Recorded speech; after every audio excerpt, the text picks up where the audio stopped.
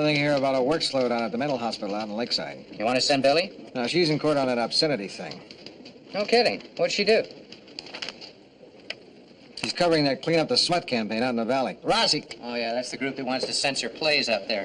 They're the ones who wanted to put jockey shorts on the chimps at the zoo. Yeah, but now this bunch has enough clout to get an injunction against the theater, stop them from putting on plays. Check this Lakeside work slowdown. Yeah, I liked your piece this morning on the Wilderness Survival School. Very good. Well, thank you. Yes, it was. It was very informative. Yeah, it was, wasn't it? You know, maybe we should do a follow-up, something with tips on survival, how not to get lost in the woods. How to work the ice machine at the motel, or maybe what to do if the TV in your room doesn't work.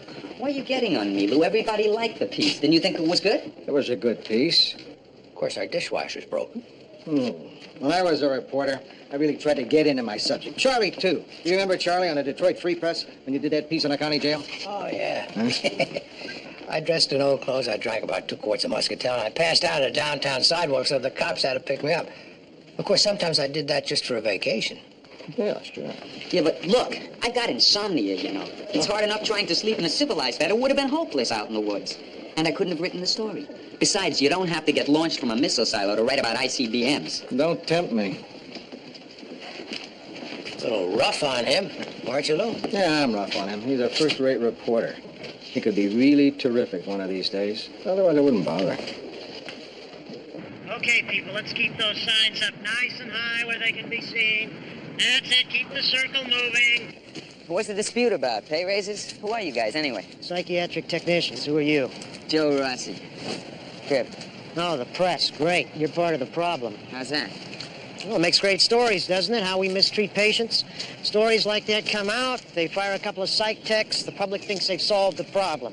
Well, we're tired of being scapegoats for what goes on inside, and that's why we're protesting. You will admit there have been some abuses, though. Yeah. Well, listen, most of us care a lot more about those patients and some of the doctors and nurses doing a hell of a lot more than those bureaucrats in Sacramento, and for lousy pay, too. Can I quote you on that? What's your name, please? Why don't you just get out of here? Because I'm not finished. Oh, yeah, you're finished. Bert, Sam, I got a nosy reporter over here. Oh, gee, I'd like to stay and chat, but I got a deadline to meet. Your Honor, we can't attempt to assess the community standards on what constitutes offensive language and bandied possibly offensive words about in the courtroom. Therefore, we've made up a list, numbering the words in question to which all parties can refer. If all parties concur, the court will accept this list as a list of reference.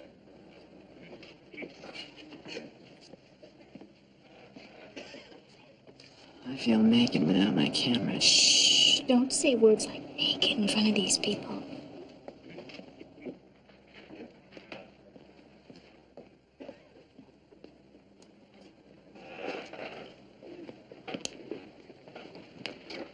What is this word?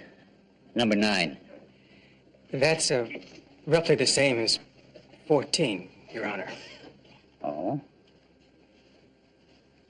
Really? I'm not offended by 6 through 11. Number 12 here. Then, Mrs. Belden, you do find number 12 offensive.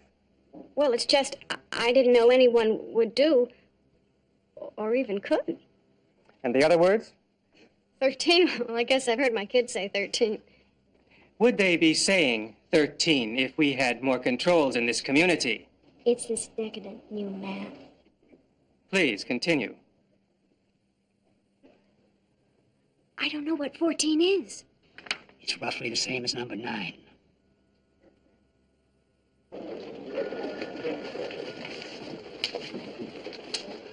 What's this? They numbered the nasty words in court. You can't tell the profanity without a scorecard.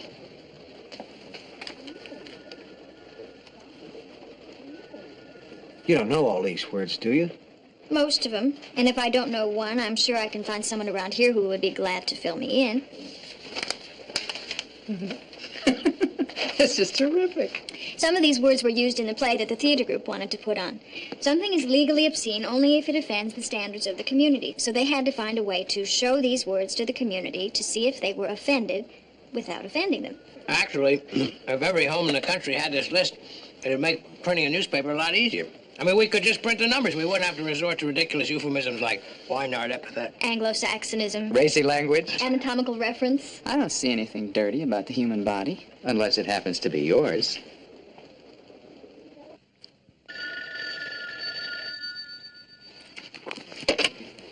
Hello? Is this Joe Rossi? You know what time it is? It's 3 in the morning. I wasn't sleeping because I can't sleep, but if I'd been sleeping, it would have woke me up. Get off the story. What are you talking about? You know what I'm talking about, Lakeside. The other places. We know you're poking around, but you're not going to find anything anyway. Uh-huh. Who did you say you were?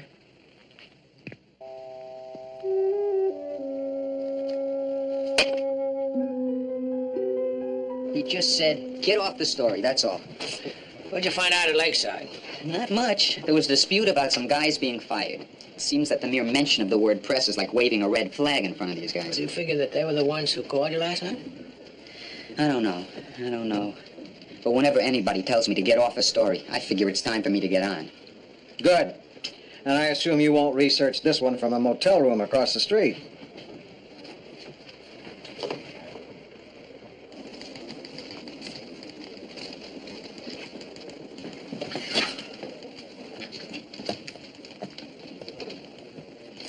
Do you think I'm a pretty good reporter? Yes. Do you think I lack sensitivity? Yes. Let me get this straight. Do you think that it's that I don't get personally involved enough in my stories, or that they lack a degree of humanity? Yes. You mean I lack humanity? Yes. Or that I don't? Yes. You're certainly agreeable today.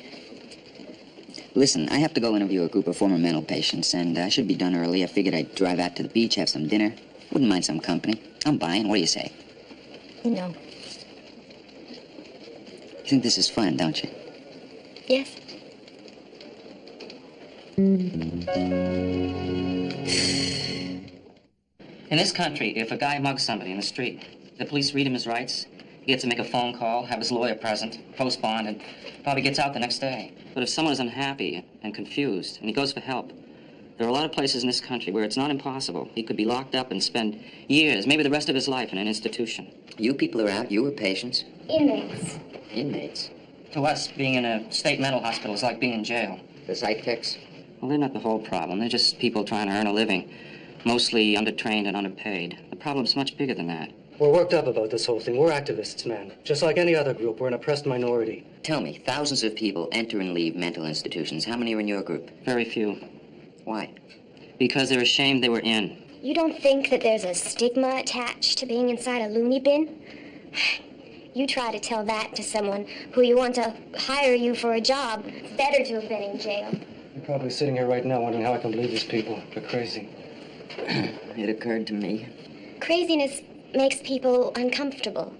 That's why no one wants to look too closely at what goes on in those places. There are sane people walking around inside our institutions right now, perfectly sane people. I mean, so many inmates are so zonked on chlorpromazine and other mind benders that they can hardly speak. So there's no way of knowing whether they're sane or not.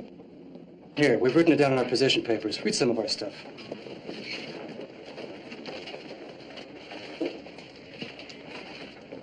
Bet you're listening to what we're telling you, you think maybe we're still around the bend, don't you? Not if you own stock in Xerox.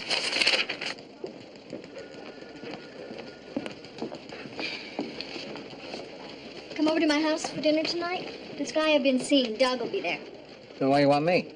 Because I've never had you for dinner and because Doug's an interesting guy. He used to work at a mental health clinic, so he could give us some deep background. What do you say? What are you having? Why? Because if you're having liver, I don't like it, so I'll have to eat it or put it in my pocket. I don't want to do that. I'm not having liver. Okay, I'll come. Kidneys, too. I'm the same way with sweetbreads. Are you crazy? Sweetbreads are great. Boys. Come into my office a minute, Lou.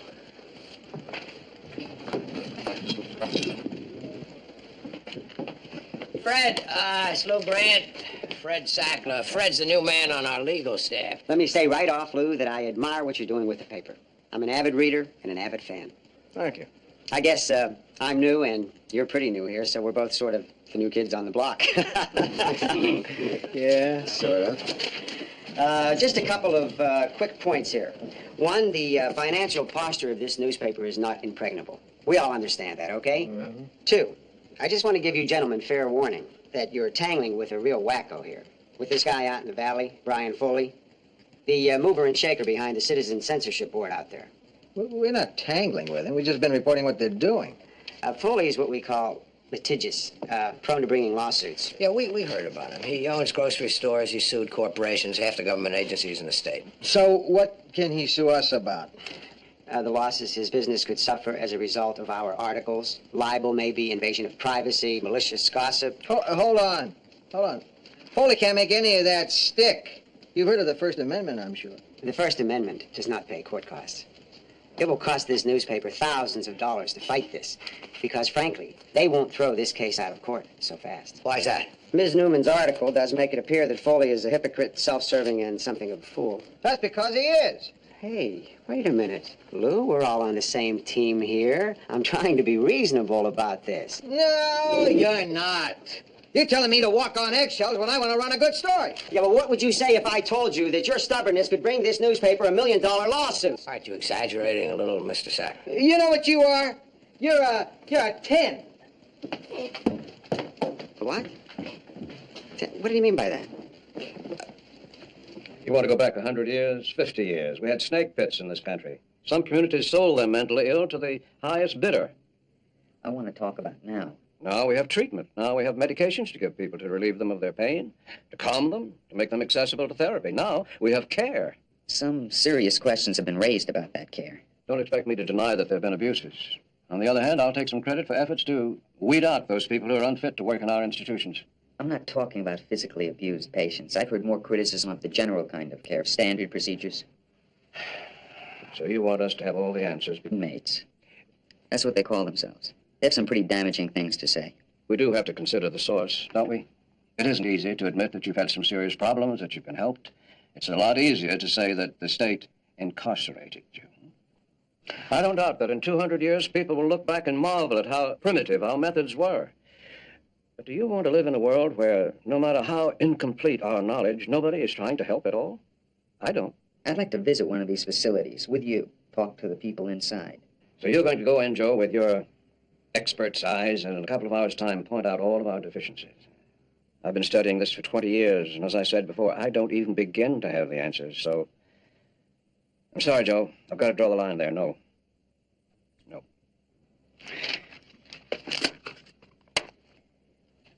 Those stuffed noodles were great.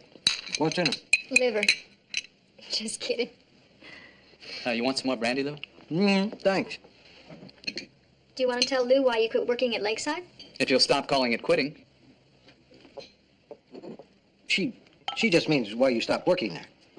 You know, sitting here having a nice dinner, you can never have the feeling what it's like there, inside. That's still no reason for good people to drop out. Drop out? Hey, Doug, you don't have to talk about it if you don't want to. I'll tell you why I left my psychiatric residency and changed to internal medicine, all right? It's very simple. I experienced burnout. Burnout? Yeah, it's like battle fatigue. After 3 months under that pressure. Only there's no program for R&R like in the Army. But if you really care... Oh, come on now. It's hardest if you care. This brandy is really nice. You get no support. None. The state has cut the mental health budget all to hell. And the attendance, number one, being an attendant on a psycho ward is not one of the most desirable jobs around. And then the drugs are a problem. Why a problem? The staff dopes the patients up to control and make them easier to deal with. So that's not really handling the problem, No, it's not. But, you see, you can't blame the staff for that either. There's just not enough of them to do the job. Billy, you tried to deal with a ward full of irrational, self-involved people day after day. And then you tried to go home to family and friends and have a normal existence. Try being a city editor. You're saying it's hard. Well, that's no reason not to try. You know, it's really easy to talk that way, sitting here with good friends in a nice room. Yeah, it's really pleasant here. I remember when you started, you were so dedicated. Billy, you know, most people start out really trying to care, to help, to make some change. But how do you do therapy on somebody whose mind is so fogged on dope he can't speak a coherent sentence? If you gave the same amount of chlorpromazine to a timberwolf as some of those patients are getting, he'd bring you your slippers and the morning paper. Look, don't get me wrong. I'm not knocking it. Just for me, I had to get out. Maybe you're still not really sure you should have left.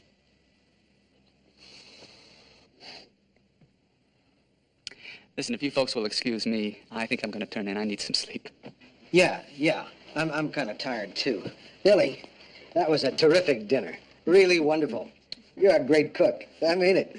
Come on, Doug. I'll walk with you out to our cars. I'm not going anywhere. Oh? Oh. Yeah.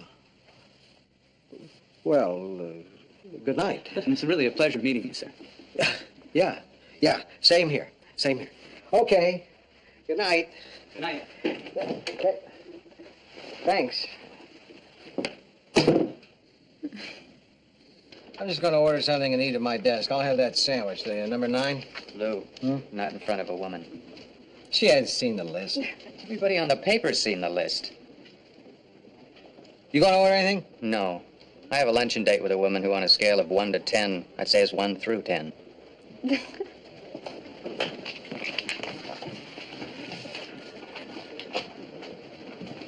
Lou?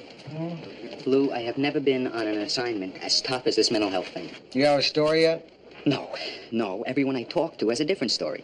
I went in thinking it was the psych text, but the further you get into this thing, the more confused you get. Yeah, I know. I looked into it myself. It's a tough story. Tough? I feel like I'm clawing my way up the side of a ship, and someone has pulled in the rope ladder. There's just no way. Yeah. Sometimes stories are like that. They're just too hard. There's nothing to do but quit.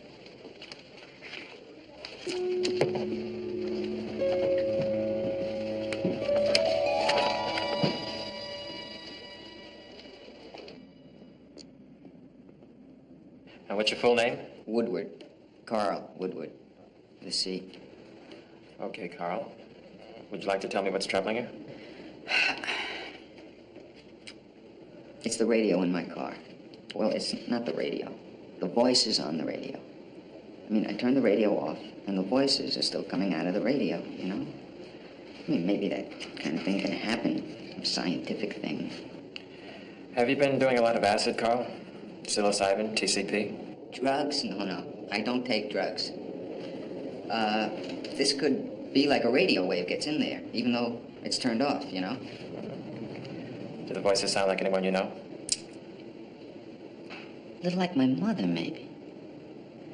Well, I don't exactly remember. It's not the voices. I don't mind them. It's what they're saying. What do they say, Carl? They tell me to do stuff. What kind of stuff? Like drive my car over on the opposite side of the road into the oncoming cars. I mean, it's pretty crazy, I guess. I mean, do you think I'm crazy? I think you're very agitated right now. I don't think it would be a good idea for you to drive your car. What I'm going to do is have you stay here with us for a while. Stay here? Yeah.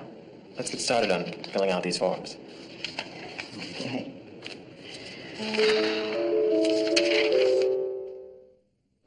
Al, what do you have? Well, there's that thing in the budget about the 2 people lost at sea in a small boat for 28 days. And as soon as they got back, they announced they were getting married. So what's the big deal? There have been other couples who have been in that sort of situation before. When the couple was 2 guys? That cleanup committee is getting even more uptight. If they had their way, they'd censor everything anyone says, reads, wears, or even thinks. Yeah, I heard they set up a dress code for stage productions even Cinderella couldn't pass. Mm-hmm. Cinderella? She loses her slipper. Foottle nudity. It's not funny. We had a good story. Really nailed these guys, and his lawyer, Sackler, took the guts out of it. Well, there's nothing for page 1 anyway. How is Rossi doing on mental hospitals? He must be really digging. We haven't heard from him for a couple of days. Hasn't been answering his phone. Okay, Al, you're on with your shipboard romance.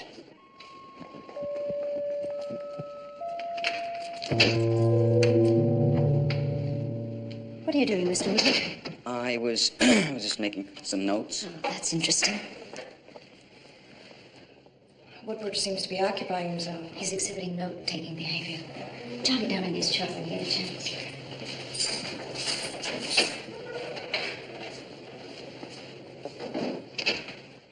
You're not sick. You're a doctor or a writer doing research. How can you tell? I don't know. I can just tell. Think they can tell? No. What about you? You sick? Yes, that's why I'm here. Do you mind talking to me about being here? No, I don't mind. Do you like being here?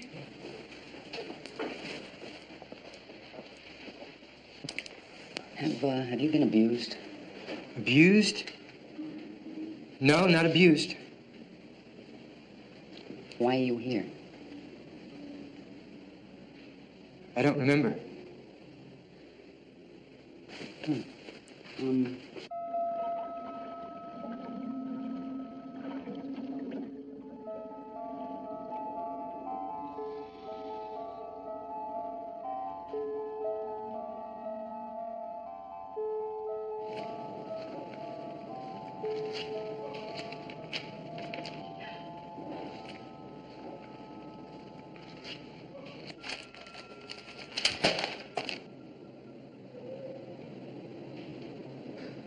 Not into television?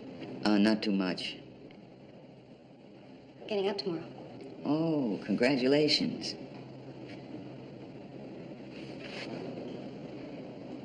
I think I'm starting to go really nutsy in here. And you know what really is getting to me? It's boring. There is nothing. Nothing happens. Most people go to sleep early. I'm not too good at that. I'll give you something. No, thanks. You want this? What is this stuff? Milk. They gave it to me.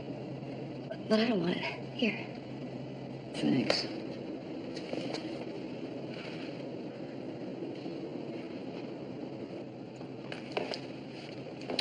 You must be real pleased about getting out. Sure. You don't seem real pleased. I am. Just for me, it's a little late, that's all. You see, when I came here, I committed myself voluntarily. I didn't know I'd be signing away all my rights. I thought I could get out whenever I wanted to. It doesn't work that way. I was pretty depressed when I came in. I made a half-hearted attempt at killing myself. I needed to come someplace, to work things out. Then while I was here, I found out that my little boy had been hit by a car while riding his bicycle. I wanted to get out, to be with him. But what they did here is they gave me more drugs. Nobody was trying to be mean, you understand? They're trying to help, I guess.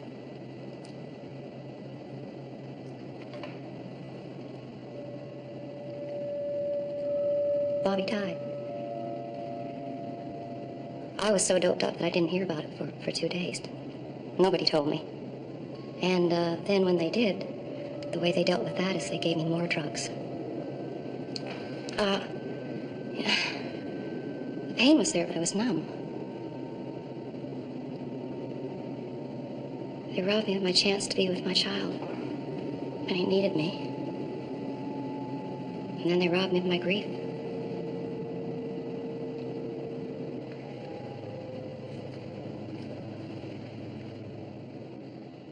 Another memo from the legal department. Sackler objects to the objectionable words we use in our story on the list of words at the obscenity trial. We didn't list the words, we used the numbers. Take a look. In paragraph 6, please delete reference to the number 6. Oh, isn't this guy being overzealous? Do lawyers in this newspaper usually get into this? I've never seen anything like that. Well, I can't deal with this nonsense when I have important things on my mind. We're talking big numbers here, Lou. Animal. Want to find out where Rossi is. It's going on 3 days now. Yeah, Lou? When you're out cruising, steer by Rossi's apartment and check it out. He wouldn't leave his dog this long. That Mutt's the only creature he really loves, huh? That Mutt's the only creature that really loves him.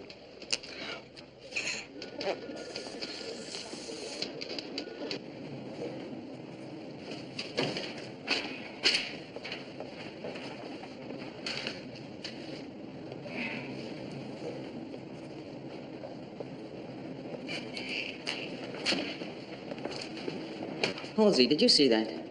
Pretty hard to miss. Did you, Mr. Koblenz? We're men, but it's like she didn't even see us, like we're invisible. No, she sees us like she sees the furniture. Doctor. What?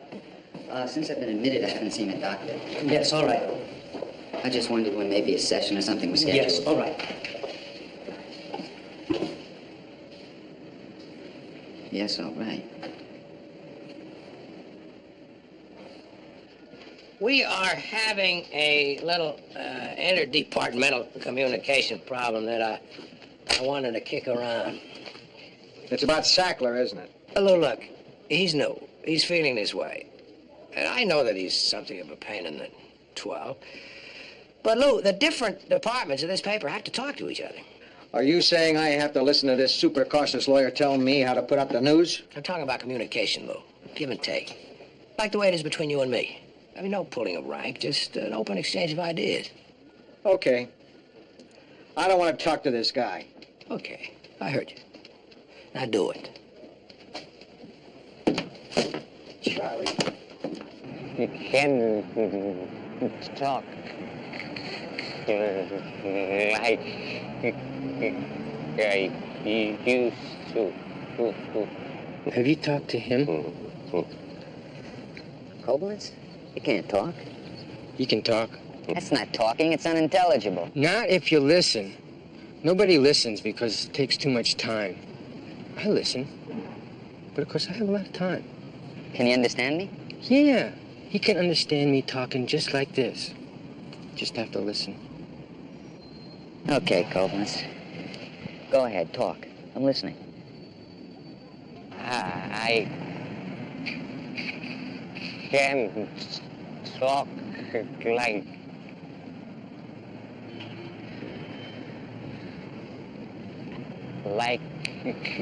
I used to.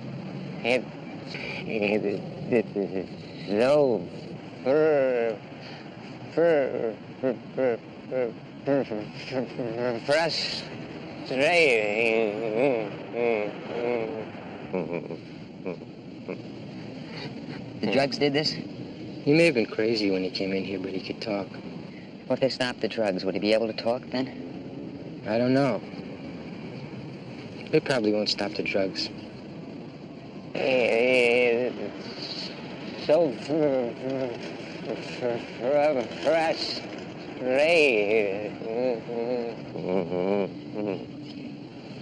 Now, having read that piece on the obscenity trial, there are two questions that come to my mind. Number one, why was it several days before this list was brought to my attention? And number two, what is 31? Don't be embarrassed. They couldn't even tell me in the composing room. That's not why I called you here. Gentlemen, we have heard from Mr. Foley's lawyers.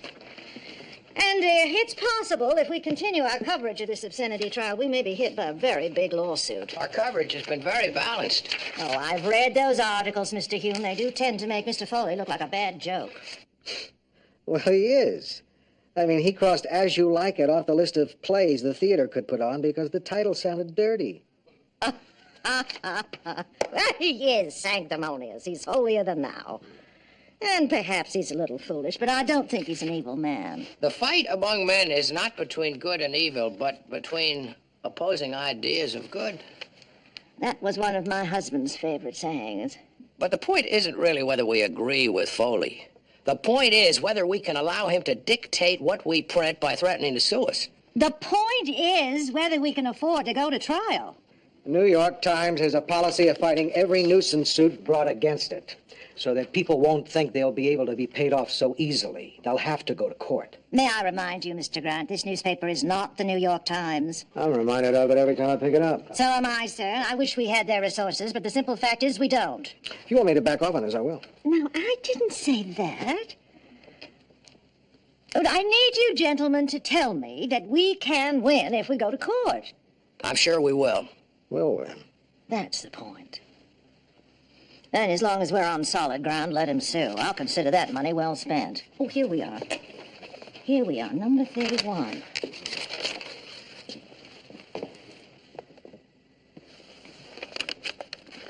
Would you explain this to Eddie in the composing room? I promised I'd let him know as soon as I found out.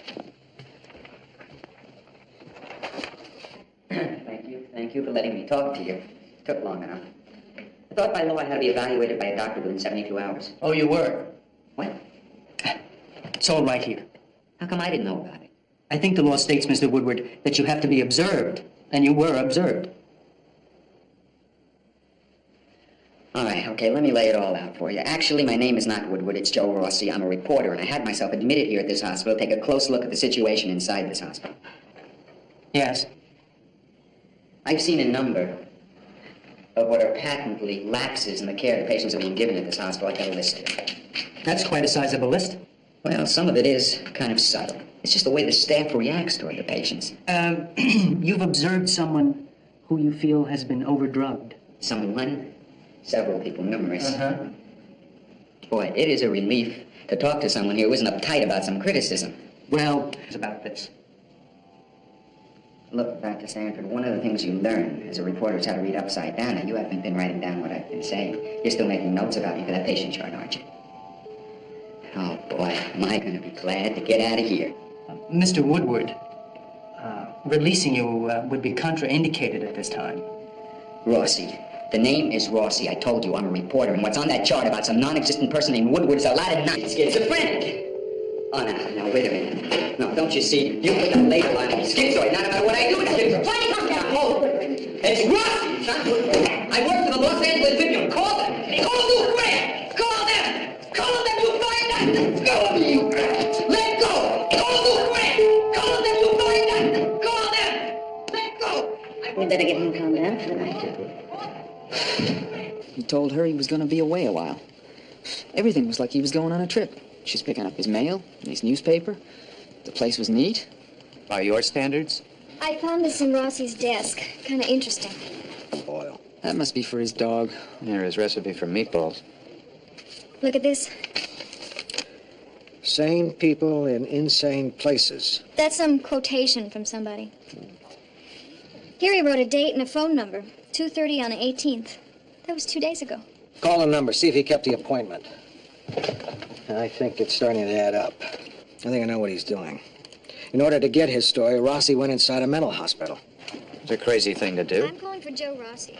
Yeah. No, actually, I'm trying to reach... Well, when he's got his story and comes out, he'll tell us about it. Maybe he can't get out.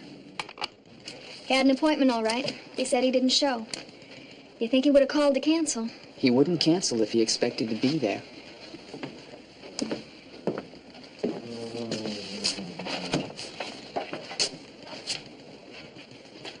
Okay. We'll try to track him down. Get some guys on this. Run down every hospital, public or private, in the state. Call Driscoll at the cop house, see if he can learn anything. I think I know what made him do this. I was writing him too hard. I even said something to him about not phoning in this story from the motel down the road. But I didn't mean this. Oh, Lou, you didn't know he'd take it this way. Getting down on ourselves instead of getting on it isn't going to help. Well, why don't you get on it? If you want to get out of here, you have to play the game. What game? Let them think you're sick so you can improve. But You have to go along with their idea of you. You have to let them think that they're helping you. After all, they're human. They have feelings too. So if you act sane, they think you're crazy. And if you act crazy, they think you're crazy. That's right. So you have to act crazy. That's what they call it, isn't it? Acting crazy. They say somebody... Why don't you do it? Why don't you play the game and get out? I do. I always come back.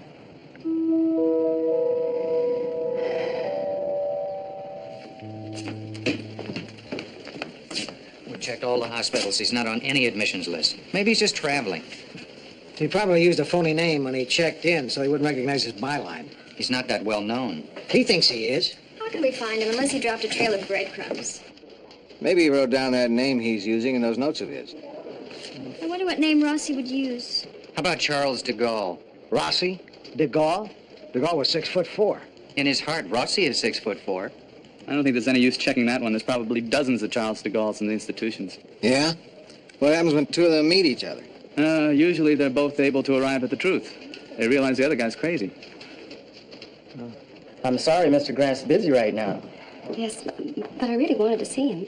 He's quite busy. You could wait if you want. Take a seat over there. Thank you. Rossi is not by now. Maybe he is in trouble. It's going on 4 days. Yeah. You know, it isn't quite the same without him around. It's true, you know. Sometimes he could really get on your nerves, but he wasn't really a bad guy. And he was a good reporter. Will you two cut it out? You're talking like he's dead or something. We have here the resources of a major metropolitan newspaper trying to track Rossi down, and we're getting nowhere. Some investigative reporters. Mr. Grant? What? Oh, I understand you're busy. I can come back later. What? Oh, I'll come back later. No. Wait a minute. What is it? I'm sorry I kept you waiting, but see, we have a little problem here of a reporter missing. Mr. Rossi. Yeah. Yes. Yes. Here, please sit down. Sit down. There you go. I just talked to him. Oh, and where is he? In the hospital. In the hospital? What hospital is that? Glenview.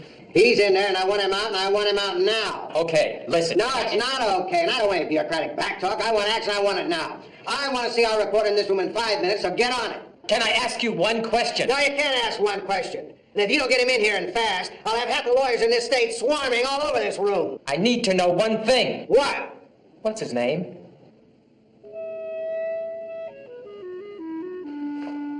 Rossi.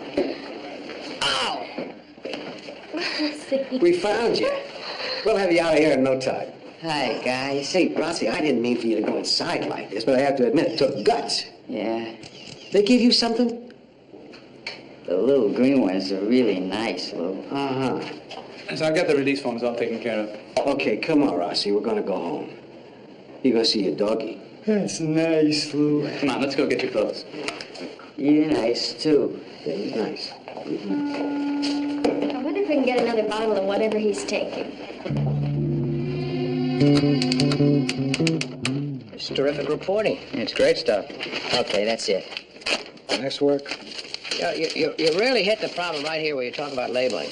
I mean, once you hang a sign around somebody's neck, paranoid, manic depressive, that's what he is. It isn't fair, but as the piece points out, we do it all the time in daily life. In fact, we even do it in this newsroom. Hey, Dennis.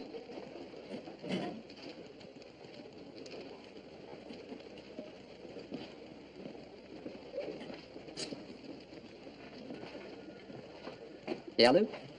That was a nice photo on page 3 today, Dennis. We're assigned to work together this afternoon, Dennis. Why aren't you guys calling me Animal? You mad at me or what? Sackler, he's having trouble with Rossi's story. Here. Well, I guess I better go communicate with him.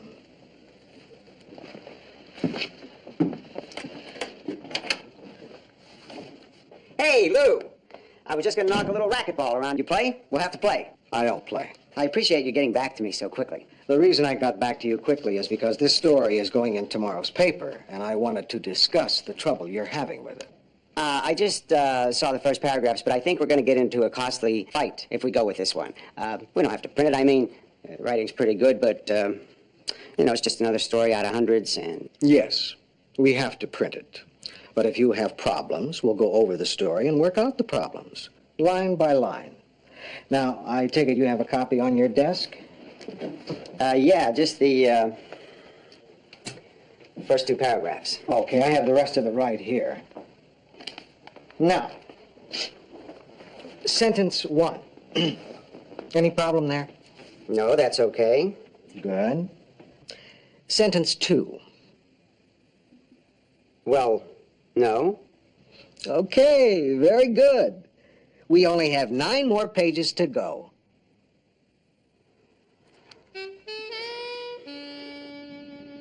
Okay, that takes care of page 3.